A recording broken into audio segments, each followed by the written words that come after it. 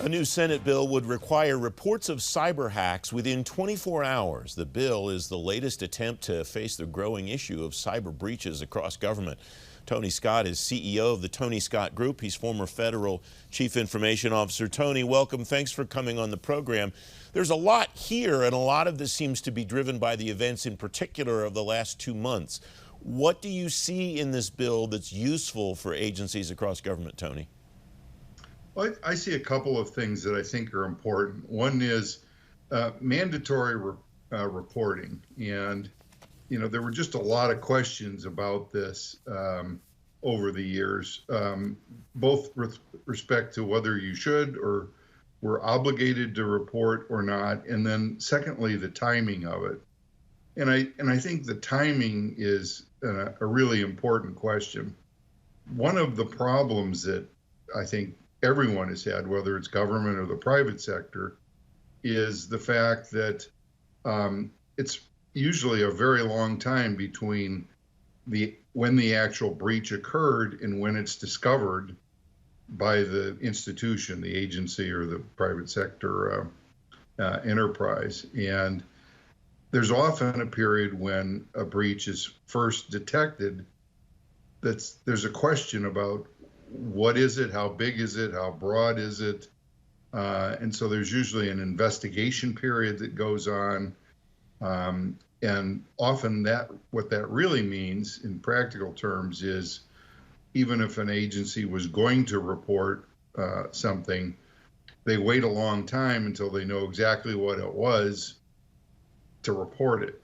And I think as a result of this, there'll be at least the possibility of much earlier reporting than was taking place before, but also helping agencies get more help when they suspect that something has gone wrong. If agencies harden their systems, though, the way that they are supposed to have been since before you were the CIO, at some point could we reach a situation where there are so many reports because as you say, folks are reporting within 24 hours rather than waiting to see if it was a serious breach or not?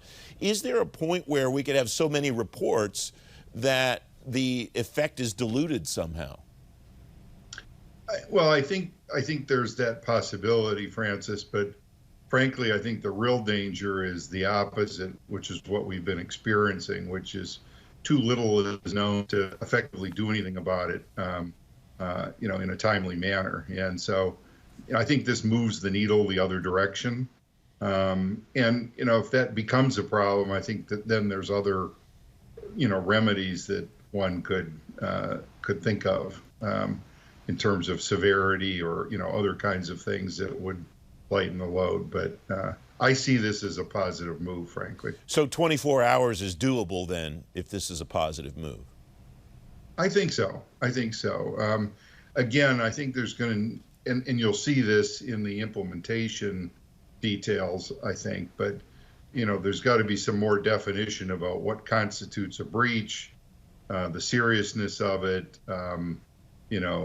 Also there's issues of who knows about it within the agency. So another thing that I've seen in my career is it might be known at fairly low levels in the organization, but there's time often involved as those things get escalated up through the hierarchy. And so, when does the clock start is one of the interesting questions that I think will have to be resolved in the implementation guidelines. Since you just answered the next question I was going to ask, I'll ask you this one. This Politico report says the draft bill would give CISA 180 days to establish a process for collecting hack reports. How do you think that 180-day process should go, Tony? What should that look like? Well, what I hope will happen is that, a draft set of guidelines will get published and then a period of comment. So one of the things that I learned is you never know how people are going to interpret words on a piece of paper. And when you publish draft guidelines, you can get some, I think, really important feedback that will help you when you actually issue the final document, whatever it is. Another provision in this legislation, Tony, is that CISA would have to report Politico rights to Congress annually on the number of reports received through the new program. Is there a danger that we get to creating more reports and more paper and focus not as much as we should in the actual security? Well, I think the reports to Congress are important because we need to send signals to our legislators and people at the top of agencies, frankly, in terms of the nature of these things and the severity of them. And I hope that's done in the spirit of creating more awareness and more focus on this particular problem. You know, when I was there as federal CIO, I could count on two hands, really, the number of people in Congress who were, you know, really, I'd say, aware of and could speak intelligently about cyber issues.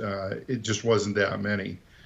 Thankfully, there's a lot more now, but still not enough. These reports could help educate an important group of folks. Tony Scott, thanks very much as always. Great to have you back. My pleasure.